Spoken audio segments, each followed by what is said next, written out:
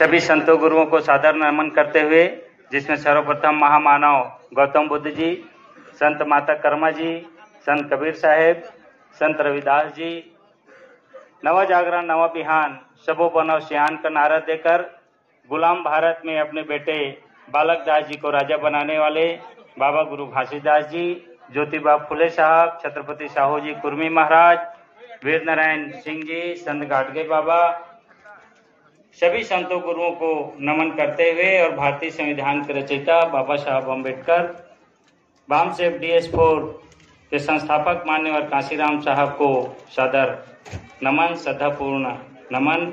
इस कार्यक्रम के आयोजक हमारे छत्तीसगढ़ के कर्मचारी अधिकारी, जिसमें महत्वपूर्ण भूमिका निभाने वाले सम्मानीय रवि मिलन साहब, सम्मानीय शिव टंडन साहब, सम्मानीय वासुदेव बंजारे साहब, सम्मानीय गणवीर साहब, भोला चौधरी साहब और मंच पे उपस्थित हमारे सभी परम आदरणीय अतिथिगण, आप सभी को सादर जय भीम। साथियों, सभी बात तो हो गया है, लेकिन बाबा साहब के एक बात को मैं बताना चाहूंगा कि बाबा साहब अम्बेडकर का भी एक समय पैर टूटा था। सन 1929 में बाबा साहब का पैर टूटा था और पैर टूटा तो बाबा साहब एनालिसिस किए कि मेरा पैर क्यों टूटा। लेकिन आज 2023 में भी हमारा समाज का पैर टूटा हुआ है। तो बाबा साहब अम्बेडकर उस समय एनालिसिस तो किए कि मेरा पैर क्यों टूटा, लेकिन आज 2023 में भी समाज का पैर टूटा है तो समाज को एनालिसिस करना चाहिए कि हमारा पैर क्यों टूटा है। साथियों, 1929 में अंग्रेज इस देश में समाज की स्थिति को विश्लेषण करने के लिए एक समिति बनाए थे कि इस देश में किस प्रकार से अनटचेबिलिटी है, इस बात को चेक किया जाए। बाबा साहब अम्बेडकर उस समिति में मेंबर थे और मुंबई से 40 गांव ट्रेन में बैठ के गए थे। जाना था महाड़गंज गांव, 40 गांव स्टेशन में उतरे और उतरने के बाद वहां से टांगा में जाना था। टांगा नहीं मिला, समाज के लोग उपस्थित थे, बाबा साहब अम्बेडकर को टांगा में बैठा के ले जाएंगे, लेकिन बाबा साहब को ले जाने के लिए टांगा नहीं मिला। आधा घंटा स्टेशन में इंतजार करने के बाद एक टांगा को लेके आए और बाबा साहब को बोले कि इस टांगा में आप बैठ जाइए और हम लोग पैदल शॉर्टकट रास्ते से पहुंचते हैं। बाबा साहब अम्बेडकर उस टांगे में बैठ जाते हैं। उस टांगे को चलाने वाला चलाता है, आगे जाके एक मोटरसाइकिल में एक्सीडेंट हो जाता है। बाबा साहब सोचते हैं कि ये टांगे वाला जीवन भर टांगा चला रहा है और मोटरसाइकिल में एक्सीडेंट हो गया। वहां से निकल के आगे बढ़ते हैं। आगे जाके नदी में एक पुल है, उस पुलिया के अगल बगल बड़े बड़े पत्थर पड़े रहते हैं। टांगे वाला उस पत्थर में टांगा को चला देता है, टांगा उस पुल से पलट के नीचे गिर जाता है। बाबा साहब अम्बेडकर भी गिरते हैं और उनका पैर टूट जाता है। थोड़ा देर बेहोश हो जाते हैं।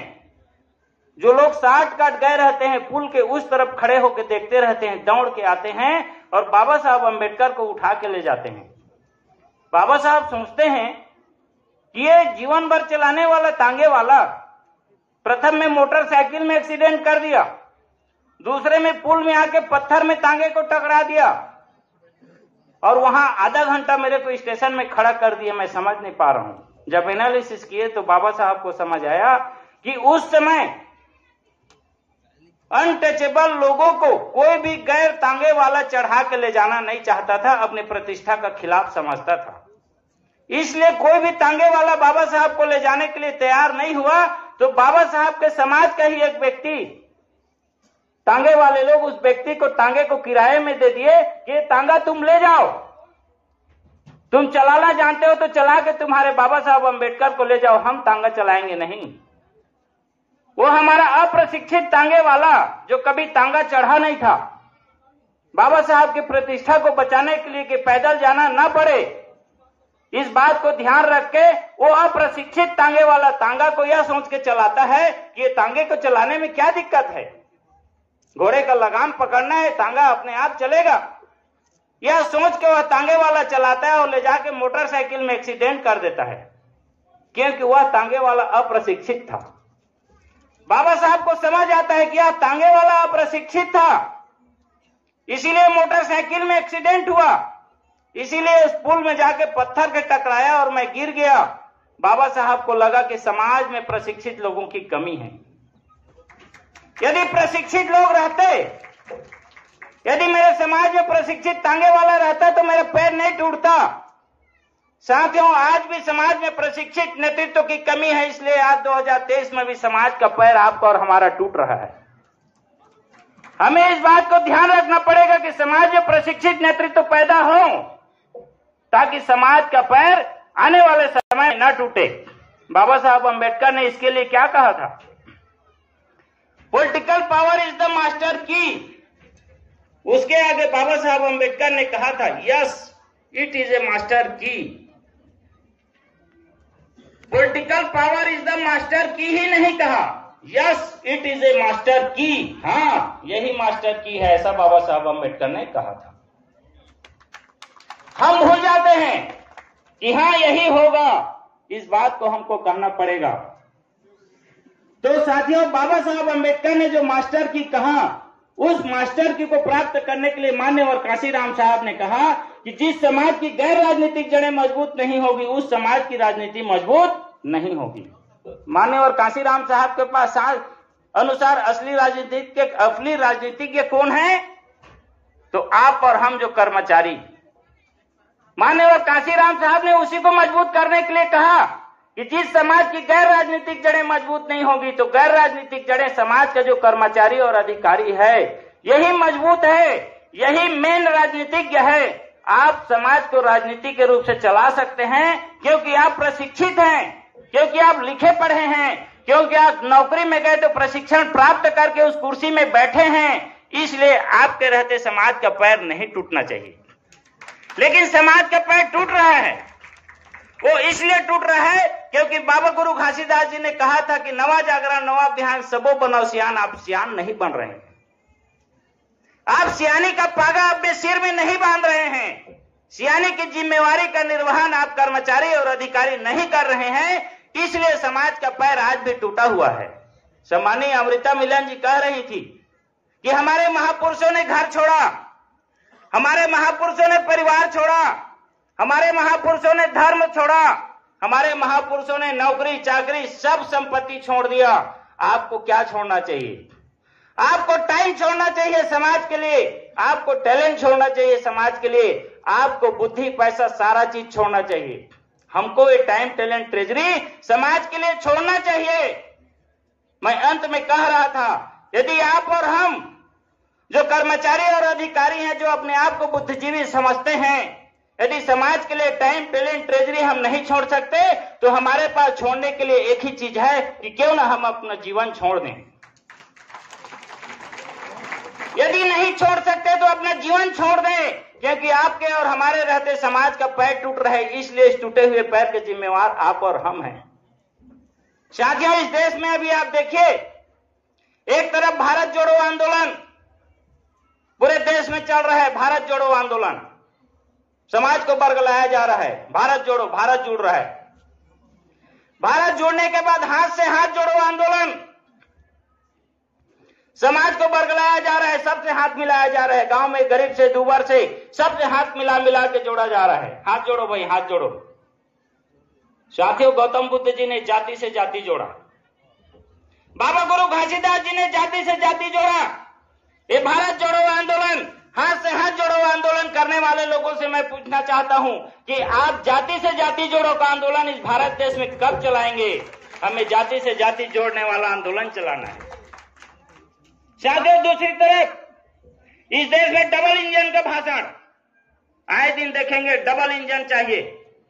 जिस प्रदेश में चुनाव होता है, जाके कुछ लोग बोलते हैं कि डबल इंजन का सरकार बनाइए। वो डबल इंजन के सरकार में एक आदमी भाषण देता है कि ये ट्रबल इंजन है, डबल इंजन नहीं है बोलता है। साथ ही ये लोग समाज को बरगलाते हैं। डबल इंजन की सरकार, ट्रबल इंजन की सरकार। मैं कहता हूं, ट्राइबल इंजन की सरकार की बात कब करोगे? बहुजन इंजन की सरकार की बात हम कब करेंगे?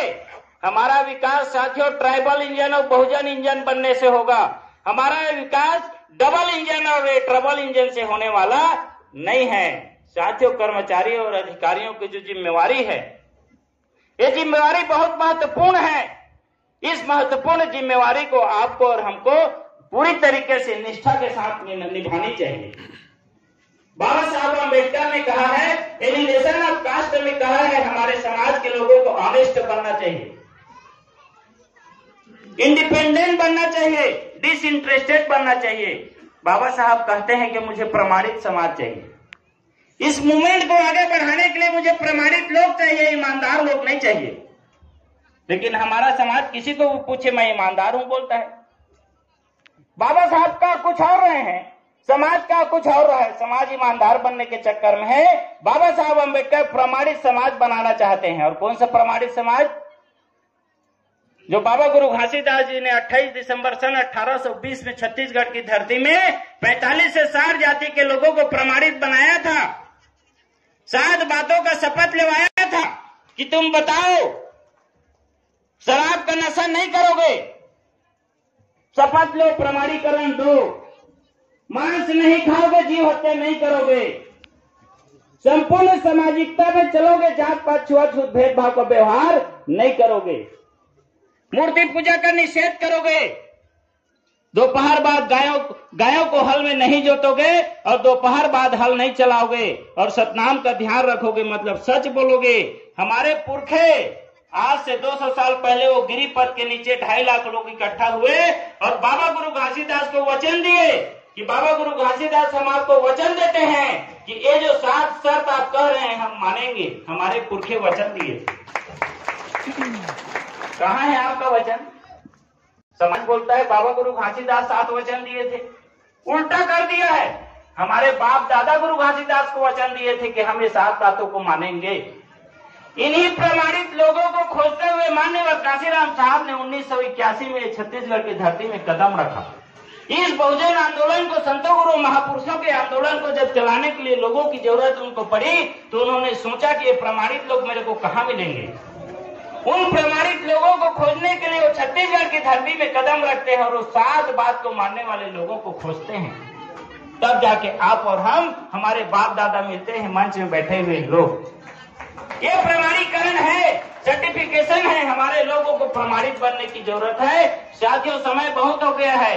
इस छत्तीसगढ़ की धरती के कर्मचारी और अधिकारी अपनी सामाजिक जिम्मेवारियों को समझ गए हैं और समझ के अपनी जिम्मेवारियों का निर्वहन करने का प्रयास हम और आप सब कर रहे हैं। आने वाले समय में हमें और इकट्ठा होना पड़ेगा, बड़े पैमाने में ताकत हमें बना के इस छत्तीसगढ़ में हमारे समाज का भला करना पड़ेगा।